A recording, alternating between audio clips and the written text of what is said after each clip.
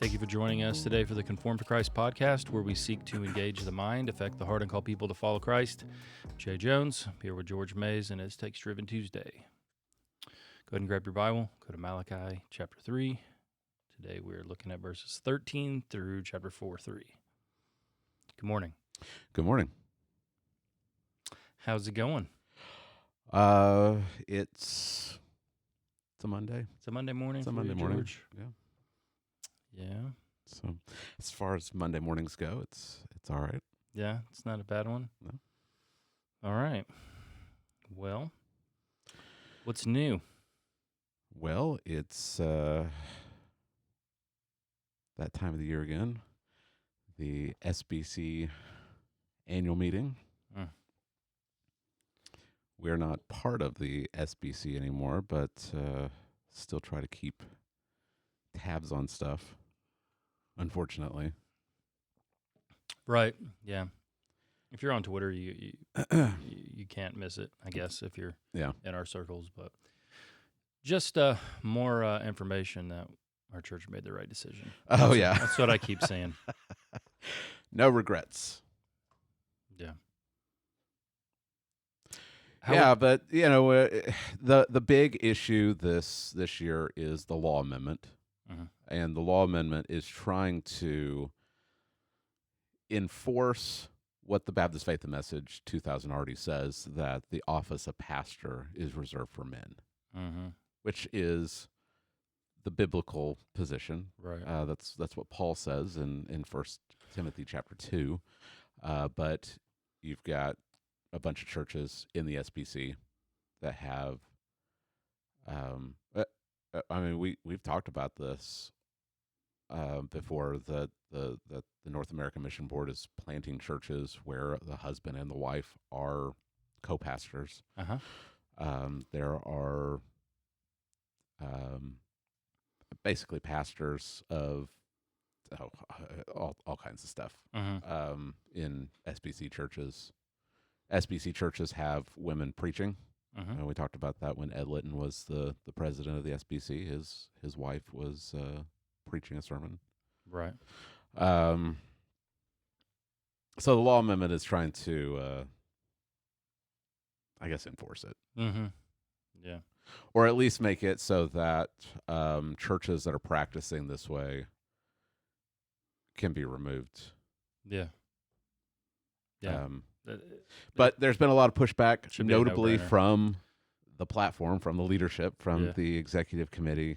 I saw a tweet this morning for a North American Mission Board event, maybe last night, and the person tweeting said that the leadership of NAM has explicitly come out against the law amendment, Right. Which shouldn't be the case. You've got an entity that is funded by churches. They operate off of church giving. They should be apolitical. Right. They shouldn't be trying to influence people one way or the other, because they're funded by all of the churches. And so for them to come out in either direction, I think, is unethical. But this is the state of the SBC. Yeah. Yeah. I sent you this picture this morning. Did you look at that picture? No. Church. What'd you send me? Church giving at work, hard at work. Wait. I did. I saw it. You put it up on the screen. Yeah, I saw it. Yeah, you can go to the NAM exhibit. There's an exhibit hall, all the organizations, different schools, and just it's like a trade show, right? And you can go and you can go to NAM, and the picture on the left is someone handing out shirts. They always have shirts.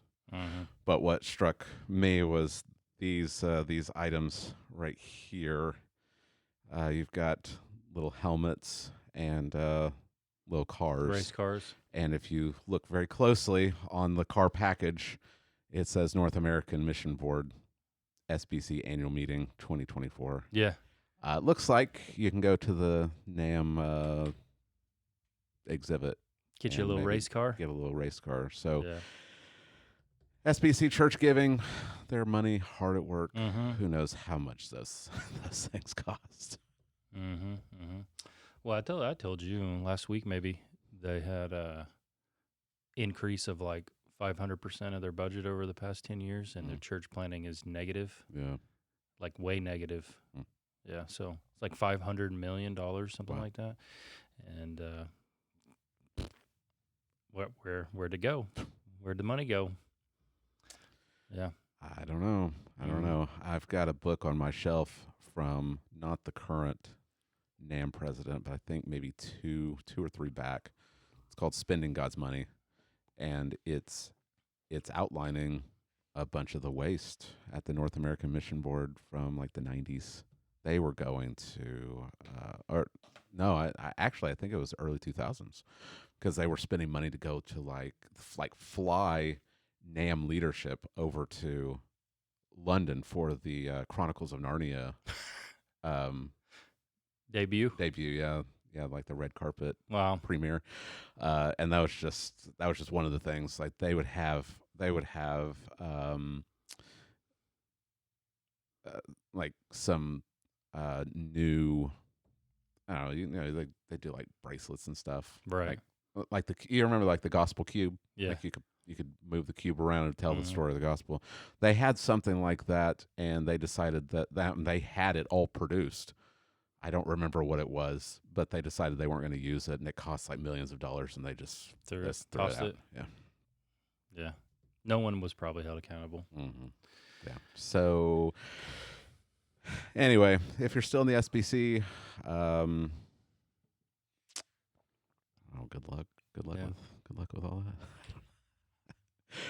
Yeah.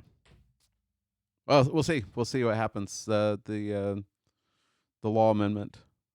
Who gets elected as president will be a big indicator, I guess, of the direction of messengers. Did you see the introduction to some people are trying to amend the BF&M with the Nicene Creed? Yeah. I mean, yeah. Okay. I mean, it's like there's nothing wrong with that. It's just kind of odd. It is. Yeah. It super is. Yeah. Seems to be taking the focus off of the things that are actually going on in the SBC. Obviously we don't have insight into a lot of the people that are on various committees, but I have seen some of the people that have been appointed to these powerful committees, and it's just one of the reasons why we left is you can't trust the committee process in the SBC. You can't. There are people that live and die on that. Like, the committee process works. Trust them. Yeah. You can't trust them. You don't know who these people are getting appointed, what they believe.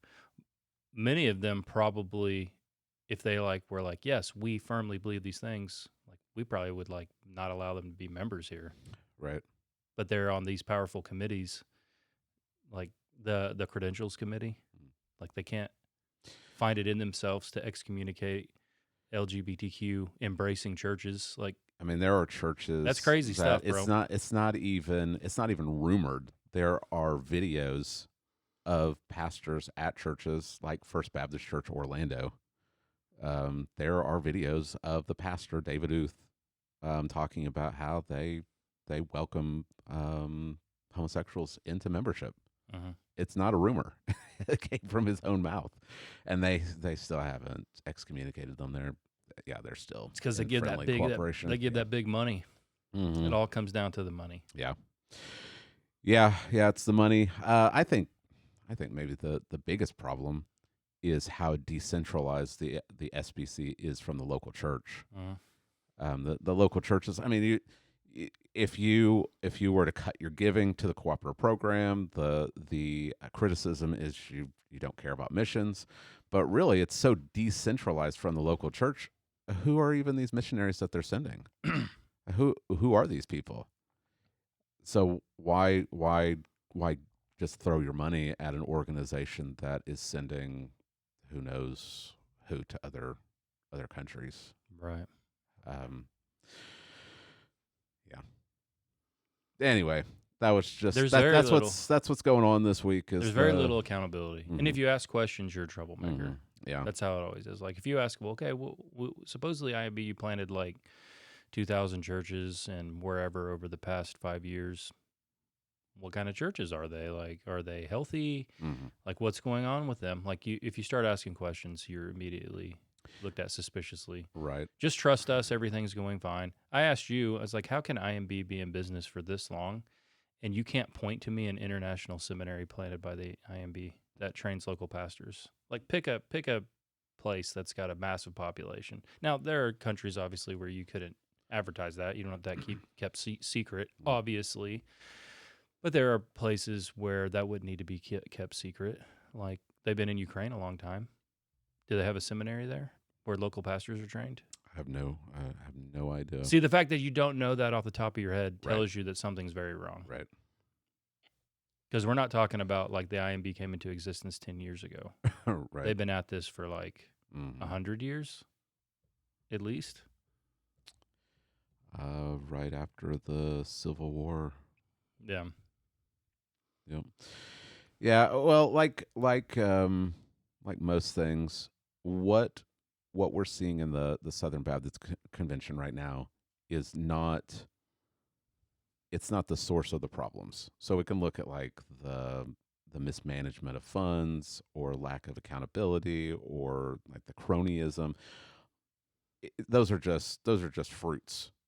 I think the problem is we have as Baptists, I think in general, and the SBC for sure, has had bad ecclesiology for decades, decades and decades of not structuring the church correctly, and so you start having senior pastor and associate pastor and youth pastor and well, now we had a children's pastor and now we've got a pastor to women and we've got like you've got all like it starts to seep in because there's bad ecclesiology. Well, those things are fine if they're elders. Right. So if you want to have, but you've got like you start putting like a spin on what they are, because the youth pastor, I've never been at a church where their youth pastor is qualified like to be an elder. Yeah. or even considered an elder. Yeah. So they're the person that basically babysits the right. teenagers, right? Yeah. Like he's not. You can call him whatever you want. He's not an elder. I know that because at Northwest, I tried to include our youth pastor in the meeting with me and the deacons.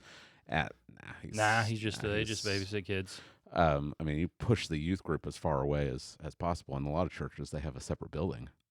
They're not even included in the main body of the church. Yeah. So it's bad ecclesiology. They're baptizing unbelievers. It's you know the whole decision based. The altar call.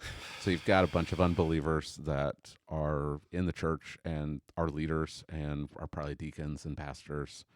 It's all bad ecclesiology, and it's just pouring out into all these other areas. Yeah, yeah. Well, if you think about it, like if the main way that they reach people in America is to do children's programs, like VBS is the huge thing for them. Remember the first church that I was a pastor at, I was associate pastor. I was in charge of VBS, and I did a VBS, and it was like solid. It wasn't like gimmicky and stuff, and the kids loved it. But I made it known up front, I am not going to like press your kids to make a decision. Right. And I didn't. Yeah. If I wanted to, I could have got every single kid there to quote unquote make a decision and accept Christ. Didn't do it. We got visited by the DOM. The first question he asked me when he came in. Yeah. Very first one. How many decisions did we get? Yeah. That's literally the first thing. So I would be if you're listening, I would be very leery of sending my children to a Southern Baptist VBS. Because what happens is a lot of these kids will make these decisions, look at these decision cards, whatever. And of course, parents they want their kids to be saved. But if you go along and your kid is not actually converted, not born again, and you go along with that and baptize them and you affirm them as Christians, like this is one of the reasons why so many kids are leaving the church, they're leaving the church when they graduate because they were never converted in the first place. And so they have this idea about Christianity. They don't even know it because they've never been regenerated. Now, take that a step further. Many of these people will go to seminaries, and there are unregenerate people in seminaries. I hate to tell you. Like, when I look back at when I was in seminary, the amount of people, I just talked to one of my friends about this the other day, my good friend Robert. In our systematic theology class, the number of people that were going to be pastors there that had absolutely zero clue what the Bible taught or like was mind-boggling. Mind-boggling. These are grown men, okay? These are not like teenagers. My systematic theology professor, who was not a Calvinist, by the way, but he was a good professor. First day of class, he said, "How many of y'all have ever read the whole Bible?" Me and one other person raised our hands, and he said, "You do what you love." And it was like a mic drop. I'm like, you're going to leave here in a couple of years and be someone's pastor. You've never read the whole Bible, nor do you think theology is important. Why? And my theory is that many of them are unregenerate. And now they'll go on to be pastors. They'll go on to be they'll head up these committees. Some of them will rise to very, very powerful positions in the SBC. Meanwhile, there's a good possibility they've never been born again. And this is the root of the problem. Yeah. Yeah, I had not the exact same, but in my Old Testament class, my professor would give quizzes on the material we were reading, and we were having to read through the Old Testament. And yeah, a lot of people just didn't even know what was in it. I think seminary is maybe turned into the new like Bible college. You don't go to seminary to learn how to be a Christian, right? Like you should go to seminary to learn how to be a pastor, right? But I think you're right. A lot of people, they go and they've been a Christian for like 5 minutes, and they go to seminary because some old lady told them that they'd make a good pastor. Like, learn to be a Christian. Paul even gives the qualification for overseers that they're not supposed to be new believers. Right. Yeah. So, well, there you go. Little bit of SBC news for the week. I'll be keeping my eye on stuff to see how things pan out, because even though we're not SBC, we have a lot of friends that are still in SBC churches, and whether we like it or not, the SBC does impact stuff here in the world. I mean, they do have 6 seminaries. They do send out a lot of missionaries. They do plant a lot of churches. They have a lot of influence. And so what happens to them is important. Though if the SBC were to crumble today, the church would still survive. Yeah. Christianity I would still know still IMB guy, like one of the guys I reached out to when we were thinking about leaving. You remember I was like, hey, we're thinking about leaving. IMB is kind of our last reason why we're not leaving, because we can give to it. And he was like, well, all the problems you see in the SBC are in the IMB. Yeah. I was like, that's great. So there are some places that are really good, really solid in the IMB. There are places that are, what he was saying is there are places that are not. So, yeah. Yeah, they still have. I wish they would just be honest, though, about it. Like, they keep lying about they're the largest denomination, 15 million members. They keep saying that. It's bad ecclesiology. It's lying. Yeah. They say that for political lobbying reasons. They only have 5 million. Yeah. The people that go to church every Sunday, those are your church members. So Right. if you're missing 10 million, that should, now some of them are older, like a small portion are older homebound people, got it, or sick people, but that's not 10 million people. So stop claiming the 10 million. Yeah, they bloat the membership rolls. Yeah. Okay, well, is this free for all Friday? It's not. I know. It's not just the organization. It's the local churches, because they're just going off of the local churches that fill out the information form every year and submit it. Yeah. And so you've got churches that have bloated membership rolls of people that haven't been there in years. Some of them may even be dead because you're just not keeping track of them. And then you still go off those numbers and you submit it. Usually you submit it to the association. The association submits it. And it just goes up the ladder. So some of that's not the national level. It really is the local church, Right. and that's how the SBC is supposed to work, because we're Baptist. Is that local churches are supposed to be autonomous and they have the authority. So the SBC should be bottom up. Mm-hmm.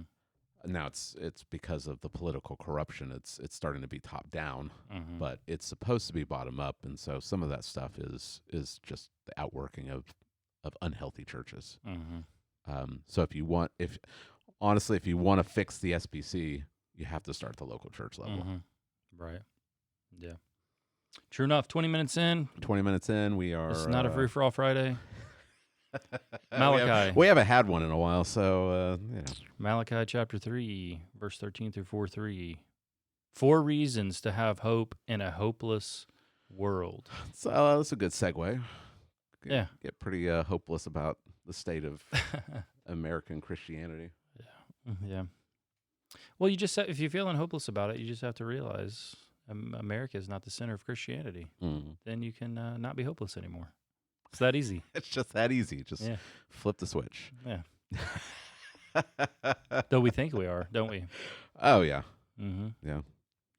Well, God's blessed us, and so we do. I mean, American Christianity has a large influence. Sometimes, unfortunately. Yes.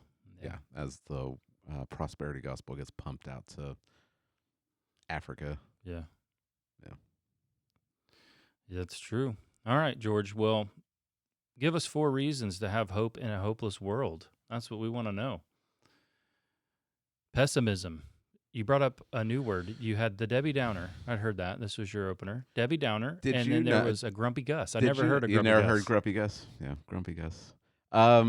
Did you know, this is something I had in my notes, but I was like, I want to get into the passage quicker. Did you know that there is a online debate over whether Saturday Night Live coined the term Debbie Downer? Oh, really? I ran across this tweet. It's just from March. I just came across this. I was looking up like the origin of Debbie Downer, and there's a debate that Saturday Night Live coined the term Debbie Downer in 2004 with their sketch Debbie Downer. Have you ever seen the Debbie Downer? I haven't. No. Yeah. So there's this debate, and people are like, "There's no way that was coined in 2004." Now the term downer has been used since like the 70s. Yeah. But the complete phrase Debbie Downer, the debate is whether it was in use before Saturday Night Live introduced it. Okay. Or whether it's the Mandela effect. And we all just think that we've yeah. But what about Grumpy Gus? Where'd that come from? Grumpy Gus? I don't know where Grumpy Gus came from. First time I heard Grumpy Gus was yesterday in your sermon. Okay. You ever hear Grumpy Gus? Yeah, Grumpy Gus, Negative Nancy. All right. I've heard Negative Nancy for sure. Was it Pessimistic Pete? What about Optimist? What do Optimists have on this? No one's going to take time to come. No one wants to come up with that. Because everyone's, it's easier to be pessimistic than it is to be optimistic. Yeah. What about realistic? Because you got hope, hopelessly optimistic. Hopelessly optimistic. The turn of phrase makes it negative to be optimistic, and it can be negative to be like naive, and not be a realist. So we're talking about. We're not talking about a naive, shallow optimism that ignores the wrongs of the world. Yeah. We're talking about in the midst of things that we see wrong with the world, we can still have hope. Mm-hmm. We can still have actual optimism, not based on like political hope. Like right. I was glad you prayed the way that you did in the pastoral prayer, that we wouldn't be caught up in just all the politics, because it's really easy to base all your optimism and your hope on, well, if we can just elect the right people. Right. Like let's be real. Let's be real, right? Yeah. You'd have to elect a whole new group right. of people to change the political course of America. That to say that if we can just get the right guy as president, then now the nation is going to suddenly be transformed. That's that's naive. Yeah. That's being a hopeless optimist. Mm-hmm. But to be an actual biblical optimist, to have actual biblical hope, is to say, look, the whole world can cave in, the the whole system can just fall apart. Yeah. We still have hope. Yeah. Because our hope is not based on circumstances; it's based on the unchangeable truth of God's word. Mm-hmm. Yeah, you could say that we believe in someone who's going to make the universe great again. Right. That's right. Yeah. Yeah, when I was going through Is that Mugga? Yeah, make the universe great again. Start wearing a Mugga hat. For the Christian, no matter what, the best days are always ahead. Or Right. as I was going through the problem of evil, I kind of thought of we get stuck in this, in the good old days, but the good old days will always be in the future. Yeah. I think it was John MacArthur that said that if your best life is now, then you're going to hell. Yeah. That was in response to old Joel Osteen's book. Yeah, Your Best Life Now. Right. Yeah. Yep. Well, let's talk about it, George. So you got 4 reasons you pulled from this text. Maybe read the text first, and then let's jump in. All right. I got to do a little bit of work in here because my LSB page, I have to click on chapter 4 because there's a chapter break here. So, which most of the commentaries, they just finished the book from 312 to the end of, or from 313 to the end of the book. This was just one last section, but too much for one sermon? I thought there was too much, and I think that there are things to be stressed in the last 3 verses that would be better by itself. So that's what we're going to do. But we are in Malachi chapter 3, beginning in verse 13 and going through chapter 4, verse 3. It says, "Your words have been strong against me, says Yahweh. But you say, what have we spoken against you? You have said it is worthless to serve God, and what gain is it that we have kept his charge and that we have walked in mourning before Yahweh of hosts? So now we call the arrogant blessed. Not only are the doers of wickedness built up, but they also test God and escape. Then those who feared Yahweh spoke to one another, and Yahweh gave heed and heard it, and a book of remembrance was written before him for those who fear Yahweh and who think upon his name. And they will be mine, says Yahweh of hosts, on the day that I prepare my own treasured possession, and I will spare them as a man spares his own son who serves him. So you will return and see the distinction between the righteous and the wicked, between one who serves God and one who does not serve him. For behold, the day is coming, burning like a furnace, and all the arrogant and every worker of wickedness will be chaff, and the day that is coming will set them aflame, says Yahweh of hosts, so that it will leave them neither root nor branch. But for you who fear my name, the Son of Righteousness will rise with healing in its wings, and you will go forth and skip about like calves from the stall, and you will tread down the wicked, for they will be ashes under the soles of your feet on the day which I am preparing, says Yahweh of hosts." All right. So 4 reasons to have hope in a hopeless world. Number 1, you have hope because hopelessness is a gateway to apostasy. All right. So we can see that. First thing God says is, you have said something hard against me. And they're like, what? What do we do? What do we say? Right. Yeah, and they say it's vain. It's vain to serve God, or worthless, It's meaningless. It's worthless. That's Yeah, what it's vanity. it's Meaningless, worthless. Yeah. It's worthless to serve God because nothing happens. We get nothing. We'll get anything out of it. We get no return Yeah. on our investment of. And so that's what they're still looking at it this way. They're not trusting in God's promises and believing that God's timeline is often different than ours. We've talked about all these things before. Right. And they're saying, oh, well, look at all the people around me. They don't worship God, and their life is great. They're blessed. Yeah.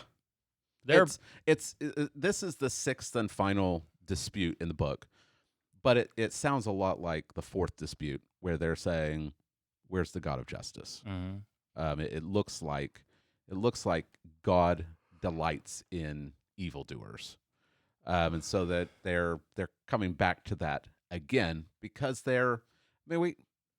we can sympathize with them a little bit, I think, because they're coming back from exile, they're trying to rebuild, they're living in the ruins of their cities.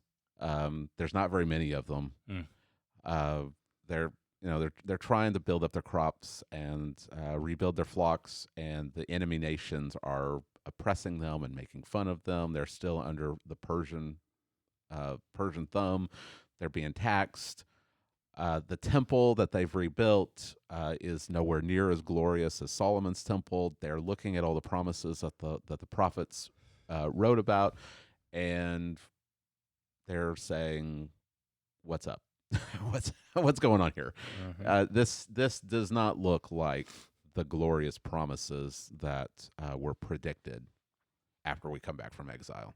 So I think we can at least get into the mindset of, all right, they're looking around and things aren't matching up. There's this dissonance between what they've been promised and what they're actually experiencing. But the problem is that they are just rejecting the word of God altogether by basing things on their experience, on what they see and what they hear. And that's the problem. The problem is that their worldview is being shaped by how they are observing their situation. Yeah. Instead of clinging to the promises of God and understanding that His timetable is different, that wait for it, live by faith, and wait for the promises of God to come true. Instead, they're saying, we're not getting anything out of this. But look at the wicked over here. The wicked seem to be prospering. Maybe God actually is blessing them. And who among us has not had a little bit of envy for the ways of the wicked? Like the wicked politicians, they seem to get away with whatever they're doing. Like insider stock trading? Yeah, That's what they do. Yeah. They or spying on opponents, on candidates' campaigns, and did you see the protest in Washington D.C. Over the weekend? No. With the pro-Palestinian protesters outside the White House. They completely trashed and vandalized a bunch of the monuments. Yeah. And no arrests were made. Yeah. No arrests were made. Right. But if it had been like a MAGA. Oh yeah.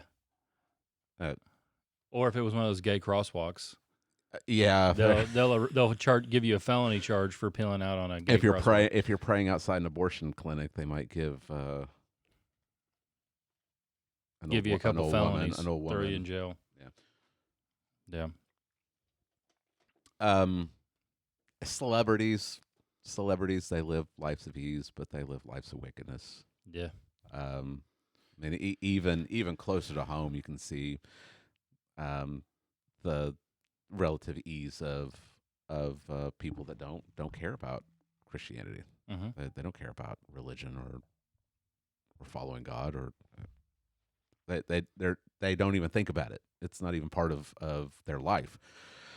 And then you've got the troubles of the righteous, the sorrows of the righteous, and how are we supposed to make sense of this? And that's what Israel's trying to do. They're trying to make sense of it, but instead of being hopeful, they're being pessimistic, and they're saying, "Well, from now on, we're just going to call the arrogant blessed," because they not only are built up, but they test God and escape.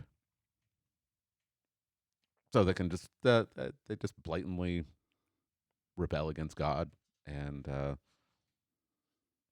seems like everything's okay. Yeah. So why can't we? Yeah. Why can't we live the same way? It's the same problem that we see in Psalm 73, where Asaph says, I envied the wicked. I envied the way of the wicked. They don't have any pains. They seem to have it all. They get everything that they want, and they are arrogant. And he uses even this imagery of their tongue strutting around the earth. Right. Like they can just say whatever they want and do whatever they want, and no one seems to ever get in trouble. Mm-hmm. God doesn't even seem to be paying attention to them, and that's what's going on here. All right. So you said this is a gateway to apostasy then. So explain how we get there. So this is the danger Mm-hmm. that can lead you into apostasy. How can that happen? Really, all the problems of the book of Malachi all come and intersect right here at this passage. They are saying it's worthless to serve God. What gain is there in keeping His charge or of walking in mourning? Probably a reference to bringing animal sacrifices. Why are we having to make this trek to Jerusalem and offer animal sacrifices at the temple when it looks like the arrogant are blessed, and it looks like they're the ones who have all the success, and God doesn't punish them for their just open, high-handed rebellion. Well, you can see how all the problems that we've been reading about in the book of Malachi would stem from this idea. This is a theological worldview. So why offer good animal sacrifices? Why bring the best animal sacrifices? Because God doesn't seem to care. Yeah. Why should the priest spend any time obeying the law or teaching the law? Because no one seems to care. Who cares about divorcing your Jewish wife and marrying a pagan? God doesn't. God's not punishing anybody for doing it. Why bring the tithe? It would be more beneficial if I kept my stuff instead of giving it away. Mm-hmm. It all comes together at this statement. The arrogant, we're going to call the arrogant blessed. Yeah. Why call them blessed? Because they look like they're blessed. Because they're using their eyes and they're looking at the arrogant evildoer and they're saying they've got it all. Mm.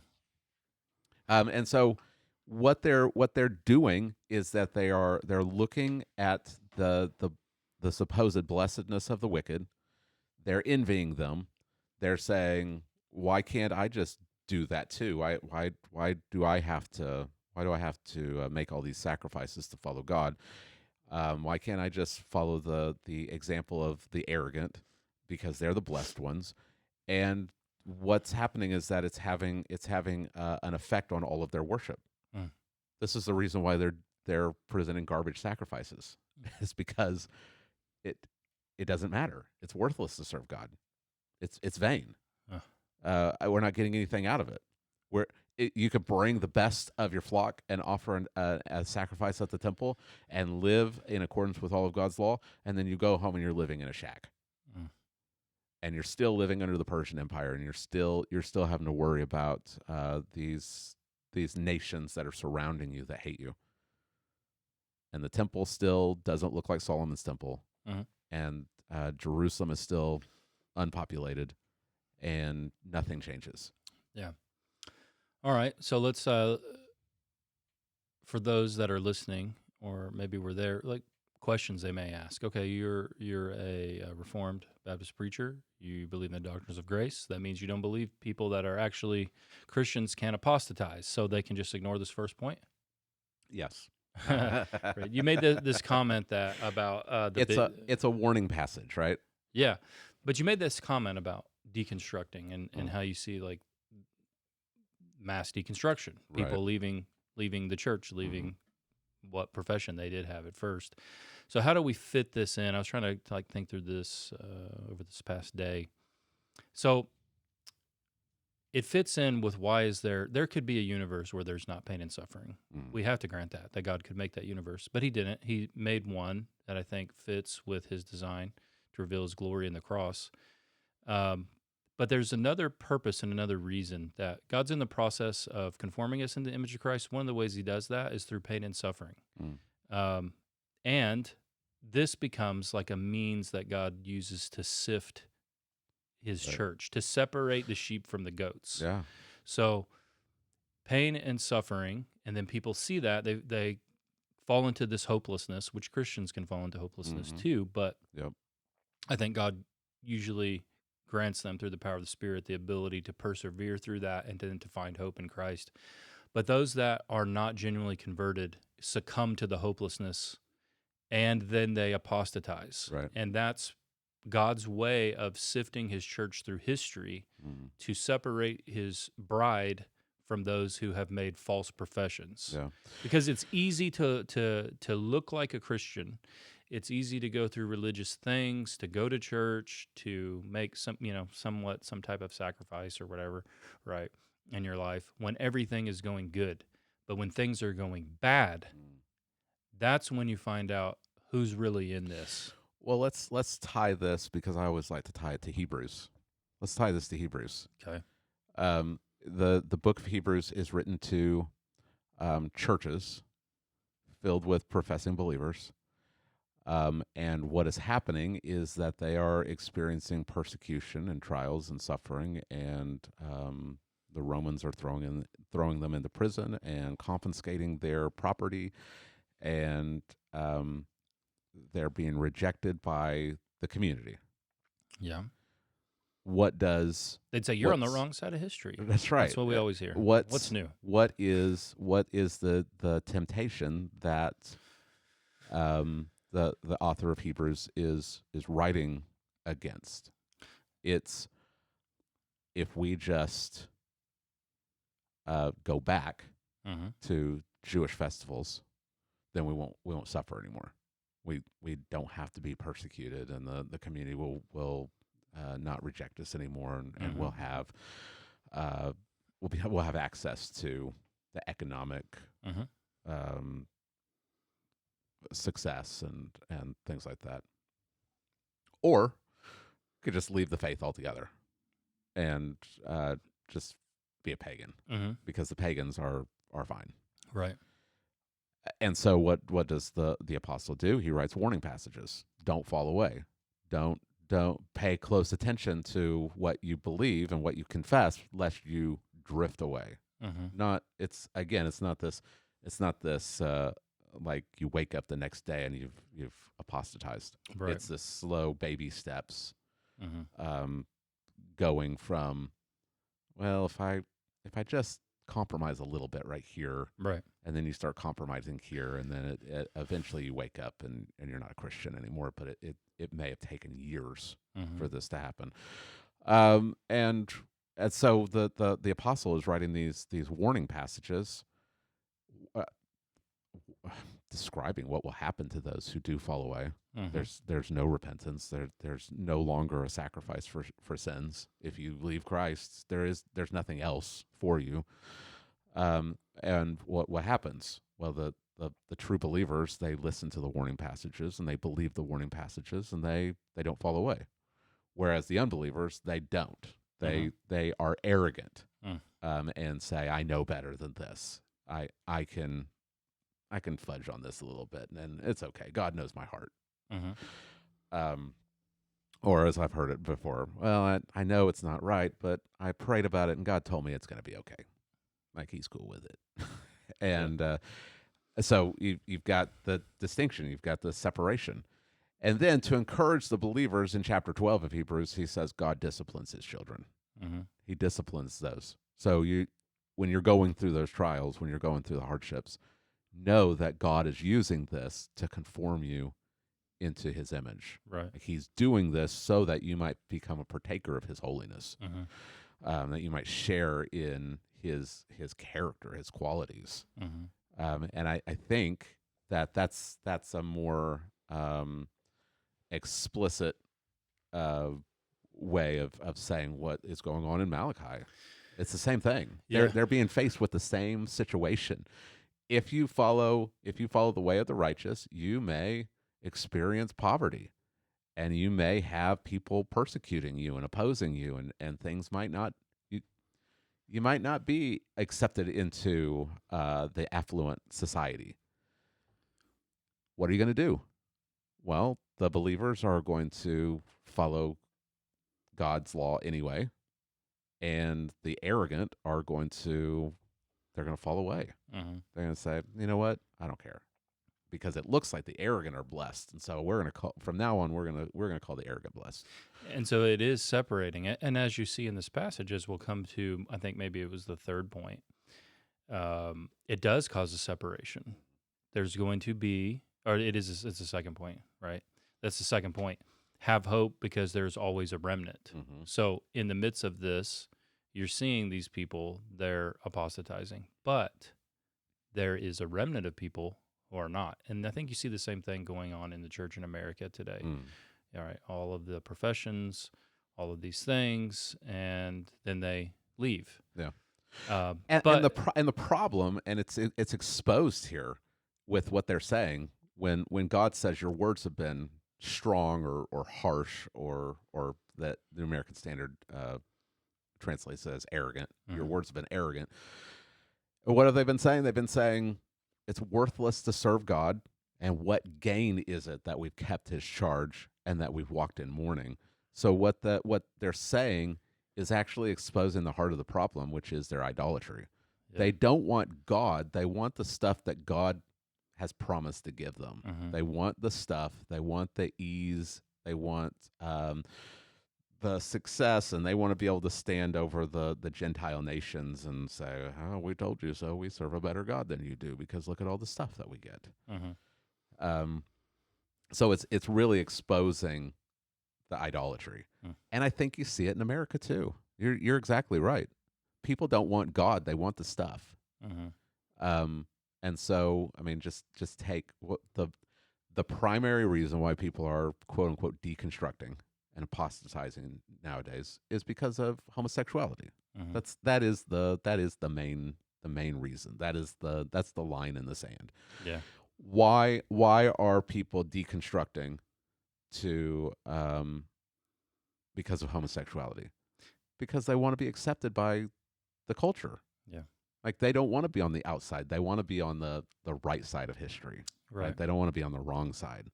And it looks like the homosexual agenda is going to win. Yeah.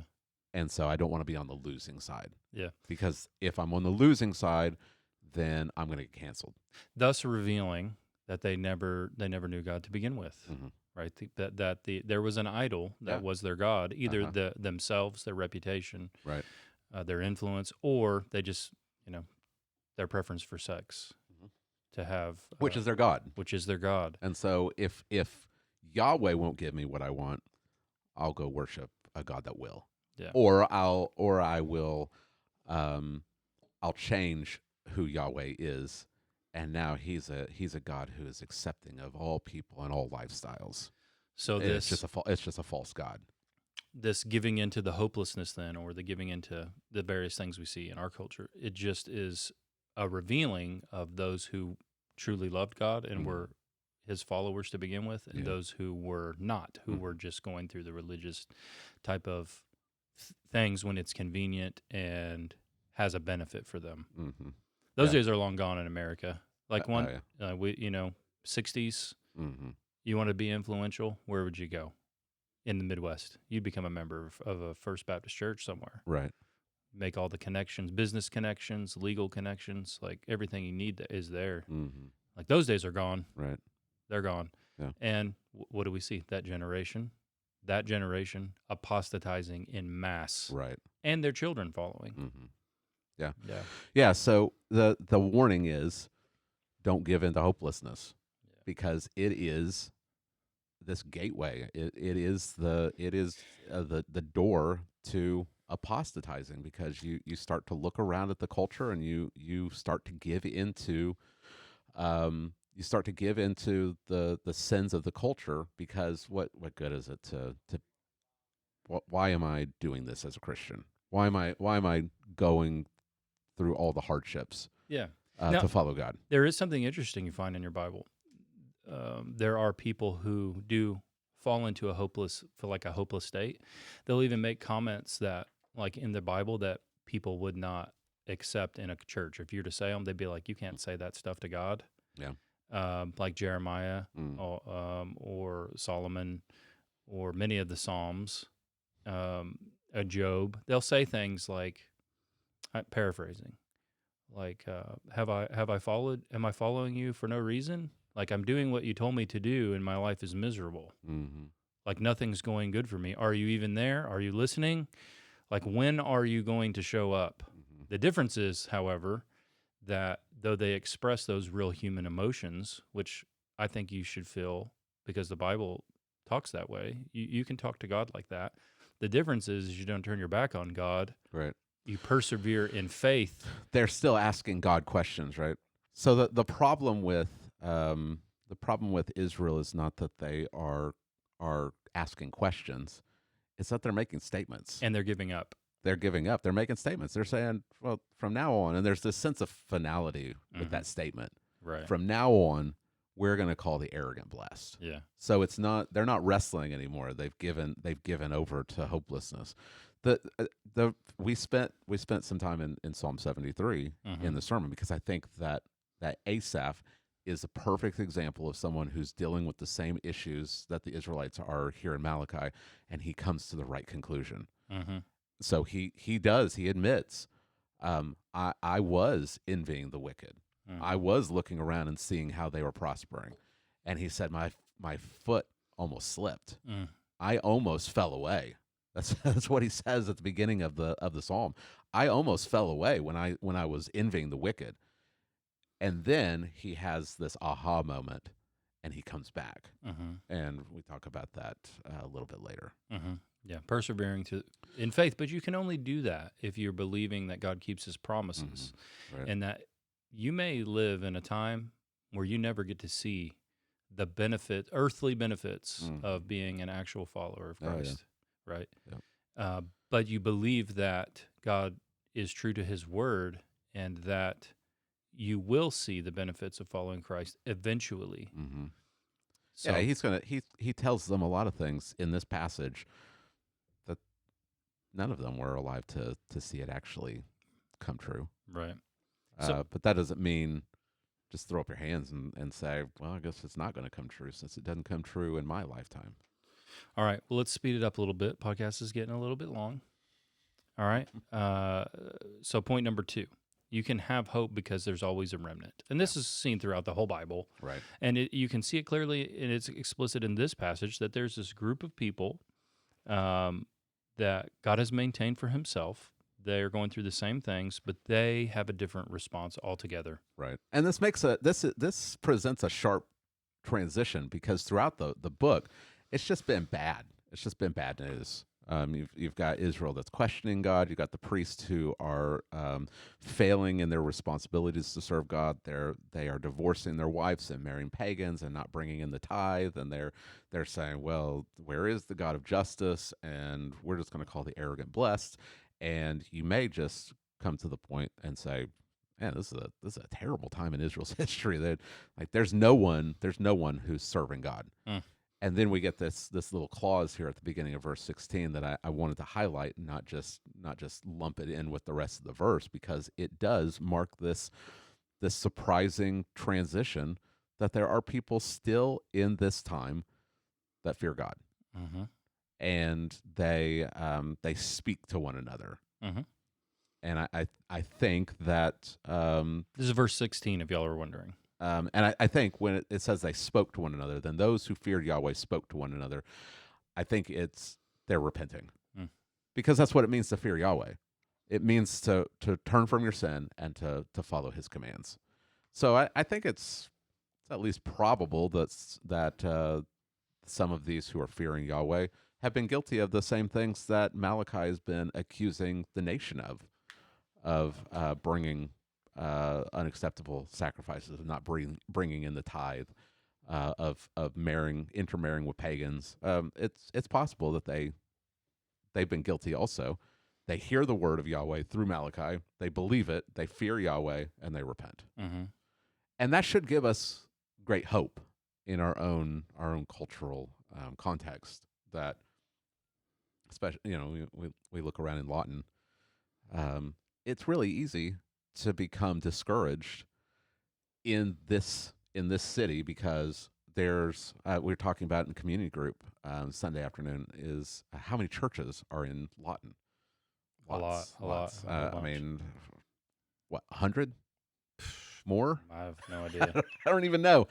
Um, does Lawton reflect that reality? No, not even a little bit.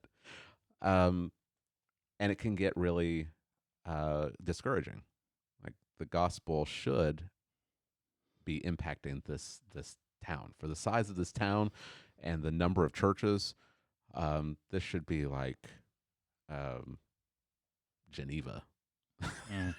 This should be like a Puritan town, but it's not. It's like the opposite. But what should give us hope is that God always has a people, and it's known for that in Oklahoma too. People be like, where you live at? Lawton. They're like, oh, I don't know. Yeah, I was talking to one of our friends on last week, and he's lived here before, and he said that Lawton is the weirdest town he's ever been in, because most cities, they have a wrong side of the tracks, but all of Lawton is the wrong side of the tracks. Yeah.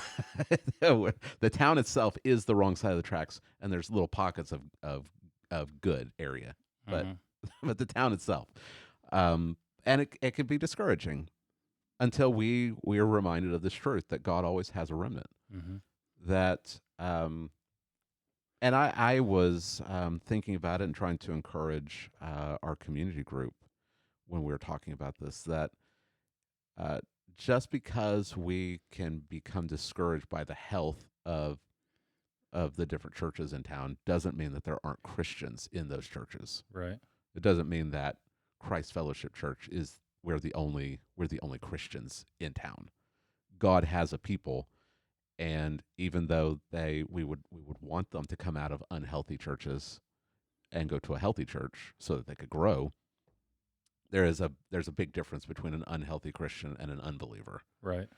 And so we can have some hope that there are Christians in Lawton, and there are Christians in America. And even as the culture itself continues to degrade, to morally decompose, God is still going to be faithful, and the church is still going to exist. Right.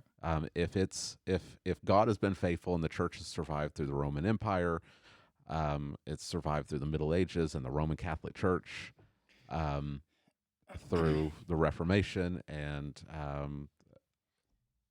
it can survive. Yeah. I mean, you look at other areas of the world where the church is outlawed, and see that God still has a people. Yeah.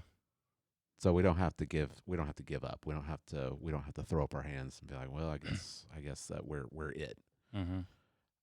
Just like Elijah when he's discouraged and he's ready to give up because he's just witnessed the victory of Mount Carmel, and now Jezebel wants to kill him, and he is giving into hopelessness until God tells him, he's like, I'm the only one left. Yeah, until God says, I've kept 7,000 for myself who haven't worshipped Baal. Right. 7,000. Yeah. Shine Lin keeps rapping for the 7,000. Do you know that? Does he? Yeah. He's got a lyric where he says that. I'll keep writing for the 7,000, meaning the remnant of believers that are still here. Yeah. Paul, when he's in Corinth, he gets kicked out of a synagogue. And Jesus appears to him in a dream and says, keep preaching because I have many people in this city. And I don't think that means that Jesus is saying keep preaching because the church is going to back you up. Right. Like you got people behind you. I think he's saying you don't know who they are yet, but keep preaching because God has an elect people, and through the preaching they're going to come to faith in Christ. Yeah. So keep going. And I think it's true in Lawton, just as true as it was in Corinth. Keep preaching the gospel, keep sharing your faith, because you may not know who they are yet, but God has a people. And we who are Reformed ought to be the most optimistic in this regard. God has chosen a people. Christ has died for those people. The Spirit will effectually call those people. And the full number of the redeemed will come in. That's reason to have hope. Yeah. That's reason to have hope in our evangelism for sure. Yeah, absolutely. In our preaching. Yeah. All right. The third reason to have hope is because God remembers his people, verses 16 through 18. There's this book of remembrance, and he calls them a treasured possession and all of this. So explain this. Well, those who fear God, they speak to one another, and Yahweh gives heed, and he hears it. So he's not. I mean, this answers the question of dispute number 4. Where's the God of justice? Well, he hears those who repent. Mm-hmm. This is him being faithful to what he said in chapter 3, verse 7, that return to me and I'll return to you. So the people, these who fear Yahweh, they return to him, and so Yahweh is going to return to them. He's going to forgive them. And a book of remembrance was written before him for those who fear Yahweh and who think upon his name. So names are written in a book that God has. And I don't know if there's an actual book, right, or if this is just a metaphor for God remembering. Right. I don't know. I mean, this imagery of a book is all over the place. Here in Daniel chapter 12, I think, says, everyone whose name is found written in the book. Isaiah chapter 4, it will be that he who remains in Zion and is left in Jerusalem will be called holy, everyone who is written down for life in Jerusalem. I don't know if there's an actual book or not. God doesn't need a book to remember his people. But in the ancient Near East, it was common for the kings to have a book of remembrance, or a chronicle, or a history book. And they would write down major historical events. Don't even have to like stretch our imagination to figure out what this looks like, because God in his wisdom already gave us an illustration in the book of Esther. We see this in Esther chapter 2. There is a plot by 2 of King Ahasuerus' eunuchs to assassinate him. Mordecai somehow becomes aware of the plot. He informs the king, and the assassins are caught and impaled. And it says that they wrote it down in the book of remembrance in the presence of the king. So they write down, on this day, Mordecai the Jew foiled an assassination plot. Then in chapter 6, the king can't sleep. So he wakes up and he calls for his historian to bring him the book and read from it.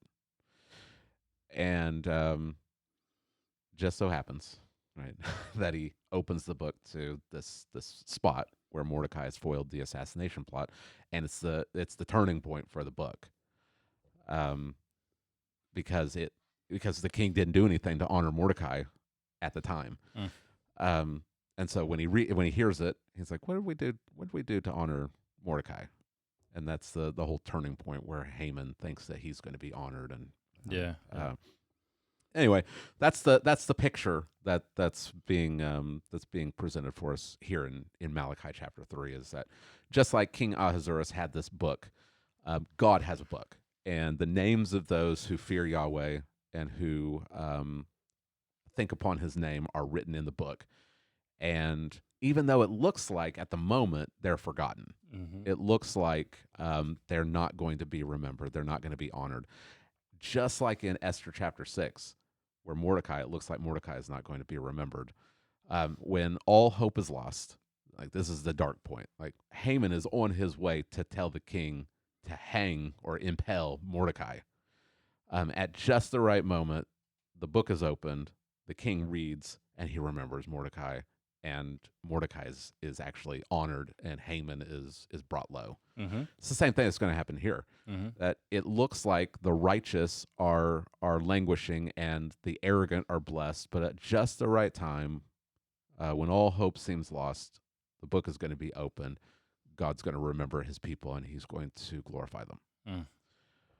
I love that picture. I think that's just an amazing picture when you tie it with what we see in Esther, and see what God is going to do for his people. That he's not going to forget them.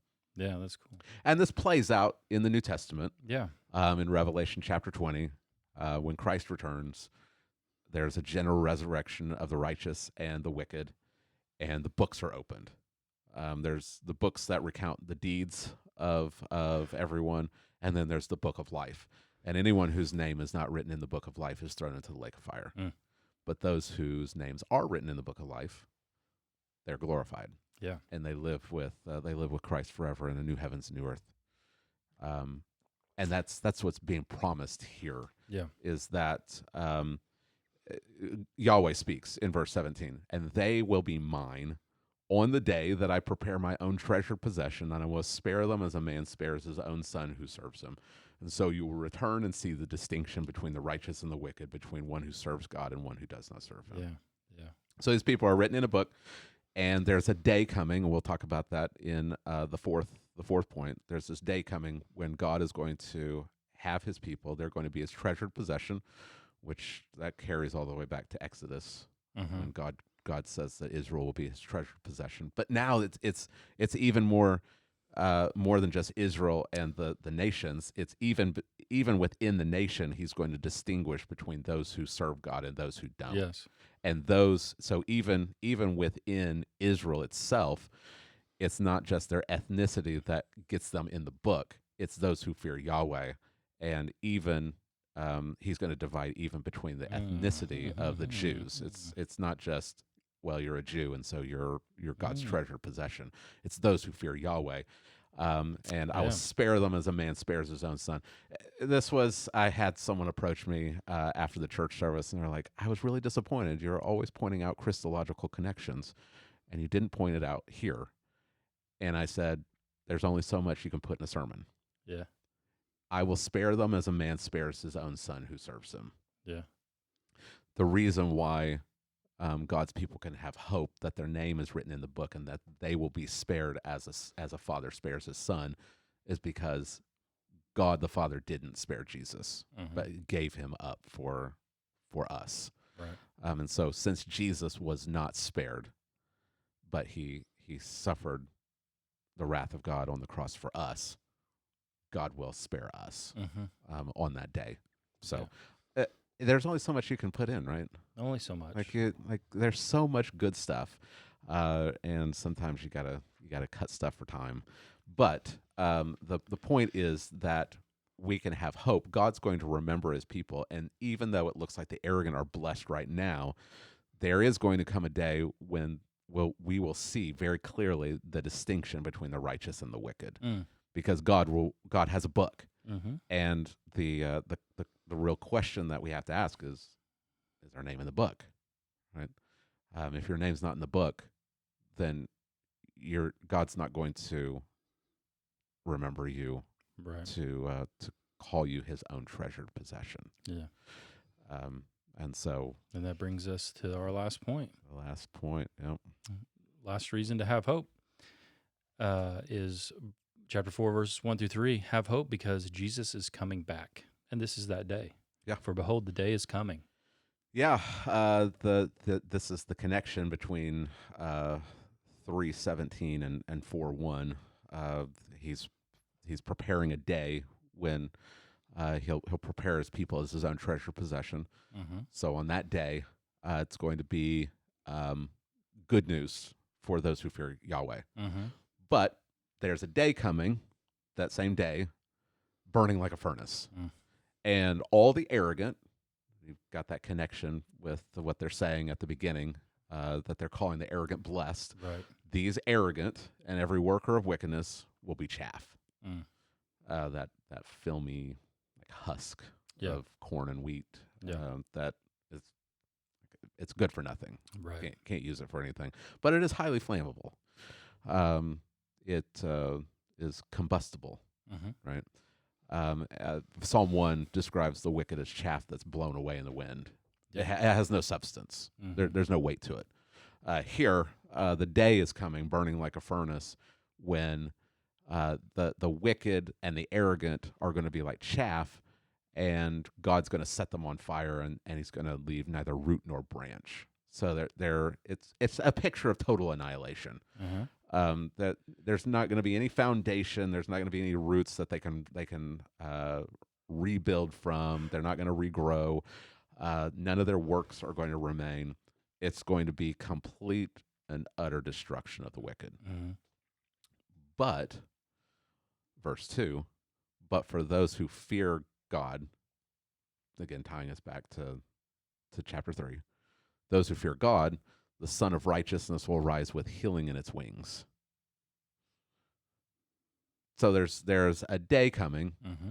and the sun is going to rise, and it's going to burn up the chaff, but it's going to bring healing for the righteous. Mm-hmm. I have a picture of that. Have you ever seen this before, Jay? The sun with wings. This No. was a common ancient Near Eastern. This is from Thebes, I believe. Okay. It's a drawing of something from Thebes. Interesting. The winged sun of Thebes.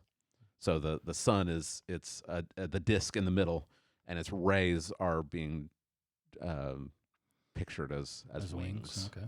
Yeah. Interesting. Yeah. So yeah, I mean, if you've ever seen a sunrise, you can see like the rays Right. of the sun shining over the Mhm. horizon. That's the picture. But what's more interesting for me is that the sun rising and like the morning dawning is used multiple times in the book of Psalms to describe the day of resurrection. Uh-huh. And so when with the sun rising, it's pointing forward to what that day is. Mm-hmm. It's not just any day. It's the day of resurrection. Yeah. And what was it? Psalm 49 verses 13 through 14. When I came across this, it really tied in well with Malachi 4. It says, "This is the way of those who are foolish, and of those after them who are pleased with their words." In other words, the arrogant. Mm-hmm. As sheep, they are appointed for Sheol. Death will shepherd them. So there's coming a day when the arrogant will be confined to Sheol, to the grave, and the upright shall have dominion over them in the morning. Well, what does that mean? In the Mhm. morning, like they're going to fall asleep, and in the morning, the righteous are going to wake up and have dominion all of a sudden. It's a phrase that is pointing towards resurrection, Mm-hmm. because the dead or the wicked are dead. Right. The righteous are going to have dominion over them in the morning when resurrection comes. Yeah. And that's exactly what we see here in Malachi chapter 4, Right. in verse 3. You will tread down the wicked, for they will be ashes under the soles of your feet on the day which I am preparing, says Yahweh of hosts. So it's not just that the wicked or the righteous will experience the blessings of resurrection on that final day. It's that they will actually participate in the victory of Christ. Mm-hmm. That the sun is going to do the burning, but the righteous are going to like stomp on the ashes of the burnt up wicked. Mm. And it's complete victory, Mm-hmm. complete annihilation, but complete victory. So the role reversal Right. of Malachi from the arrogant being called blessed Yeah. to, Yeah. well, now the arrogant are ashes under the feet of those who fear Yahweh is just complete. And we know what this day is because Paul picks up on the same imagery in Right. 2 Thessalonians chapter 5, where Christ comes with his angels with flaming fire. Mm-hmm. And it's the same situation in 2 Thessalonians. The Thessalonian church, the Christians, they've experienced persecution from the very day of their inception. Mm-hmm. Paul is so anxious for them that the persecution is going to actually cause them to leave the faith, that he writes 1 Thessalonians to encourage them. Mm-hmm. And now in 2 Thessalonians, he writes again to encourage them because they're still suffering persecution. And he says the evidence that that God loves you is that Christ is going to come, and the wicked are going to be punished with fire, Mm-hmm. and the righteous are going to be glorified. Mm. So it's the same idea Right. in 2 Thessalonians chapter 1 as found here in Malachi chapter 4. But we know from the end of Scripture that Christ is going to come. He's going to destroy the wicked. He's going to glorify the righteous, and he's going to be king. so we can have hope. Yes, right? for sure. But it does cause us to live by faith, because I mean the people of Malachi's day, they didn't. I mean, we're still waiting for Christ to come. They were waiting for Christ to come the first time, and they died before they saw it. Yeah. We're just in the long stream of the remnant who are living by faith, hoping in the future promises of God. Yeah. But we have as Peter says in 2 Peter, we've got this word made even more sure, because Christ has come and he's been raised from the dead. Right. And so we have this we have the down payment of all of God's promises in the Holy Spirit. And so Right. we can live by faith, knowing that God is going to fulfill all of his promises, including Christ coming, because Christ has come the first time. If he's come in fulfillment of God's word the first time, and he has atoned for our sins, then he's certainly going to come a second time and bring all of history to its conclusion, and we're going to be a part of it. Right. And so we should be living in hope. Yeah, and I like how you brought that up. And we have been given the deposit of the Spirit, that Christ ascended, and then he sent his Spirit into his church. And so we're not just down here like some second class, like spiritual children here. Right. We have the Spirit of the living God, and that's how we are able to persevere in hope, is because Yahweh has taken resident in his people and in his church. And so we can pass down from generation to generation the faith, the faith and the hope and the promises, without ever seeing them come to fruition in our lifetimes, knowing that the church will continue to do this until this day comes. Yeah. Awesome. Very good. Okay, where are we going to? How are we going to end this book? We're going to end it with the last 3 verses, 4, 5, and 6. What's your theme going to be? Do you know yet? Remember. Okay. Remember. That's good. He's going to bring it to a conclusion. Like, if you keep it's basically coming down to 2 choices. Are you going to continue down the path that you've been on with your garbage sacrifices and just testing God and ignoring his law, or are you going to remember and live accordingly as you wait for the promises? Good. All right, good stuff. All right, thanks for joining us today. Hopefully you've learned more about Malachi. I know I have. If this has been a blessing to you, please give us a like, subscribe, share, maybe write us a review, and come back next time. Will we have a Free For All Friday? Who knows? No one knows. Yeah. It's summertime, so we don't know. Yeah, we'll see. But we'll be back next week to finish off Malachi and Text Driven Tuesday. Hope to see you then. Bye-bye.